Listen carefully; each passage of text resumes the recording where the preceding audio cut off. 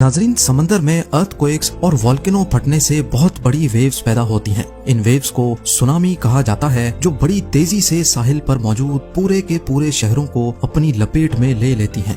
टोंगा के कैपिटल नुकुअलोफा के साहिल से 65 किलोमीटर दूर एक अंडर वाटर वोल्केनो है, जिसको टोंगा वोल्केनो कहा जाता है। जनवरी 2022 में ये वोल्केनो फटने से एक खौफनाक सुनामी ने जन्म लिया, जो सिर्फ 20 मिनट के अंदर अंदर साहिल तक पहुंच गया और इसकी शिद्दत इतनी ज्यादा थी कि 2000 किलोमीटर दूर न्यूजीलैंड में भी इसको महसूस किया गया।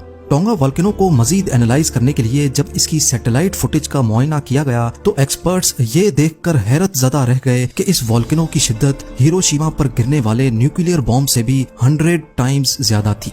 ये तो रहा अंडर वाटर वोल्केनो से पैदा होने वाले सुनामी का मामला, लेकिन रिसेंटली समंदर में और भी कई स्ट्रेंज फिनोमेना और क्रिएचर्स देखे गए हैं जो शायद सुनामी की तरह इतने डेंजरस तो नहीं, लेकिन सबके रोंगटे खड़े करने में इन्होंने भी कोई कसर नहीं छोड़ी।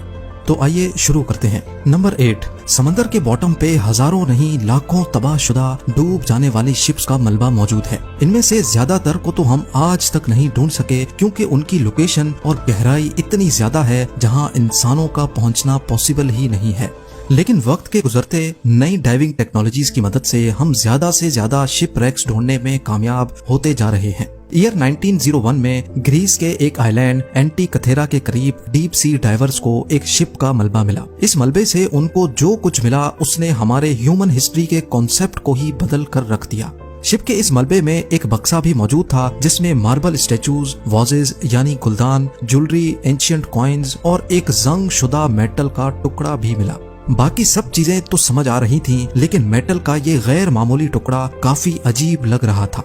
जब इस पर मजीद रिसर्च की गई तो एक एक करके सारी हकीकत खुलकर सामने आने लगी। शिपरेक में मौजूद स्टैचूज और कई जगह पर राइटिंग देखकर अंदाजा लगाया गया कि ये एंशिएंट ग्रीस के दौर में तबाह हुआ था। लेकिन एक्सपर्ट्स और रिसर्चर्स ये देखकर हैरत ज़दा रह गए कि लोहे का ये अजनबी टुकड़ा कोई मामूली चीज नहीं थी, बल्कि ये एंशिएंट ग्रीक्स का एक कंप्यूटर हुआ करता था। इसमें बहुत सारे गियर्स लगे थे, जिसके छोटे छोटे दांत बड़ी महारत से बनाए गए थे। यहाँ आपको ये भी बताते चलें कि आजकल की मॉडर्न मशीनरी की मदद से ही गियर्स के ऐसे दांत बनाना बड़ी महारत का काम होता है। ये एंशिएंट कंप्यूटर दौरान सफर शिप्स को चांद और सितारों की लोकेशन बताता था, और इसके अलावा ये फ्यूचर की डेट्स में भी चांद की पोजीशन को प्रिडिक्ट करता था। अब सवाल ये है कि उस दौर में शिप कैप्टन्स को चांद की लोकेशन प्रिडिक्ट करने की आखिर क्या जरूरत थी। असल में चांद की ग्रेविटेशनल पुल की वजह से समंदर में लहरें पैदा होती हैं। इन लहरों में कैप्टन को शिप कंट्रोल करने में काफी प्रॉब्लम होती थी। इसी वजह से वो कोशिश करते थे कि अपना सफर तब कंटिन्यू किया जाए जब चांद समंदर के ऊपर ना हो। यही वजह थी कि 2000 साल पहले एंशिएंट ग्रीक्स ये खास मैकेनिकल कंप्यूटर इस्तेमाल किया करते थे।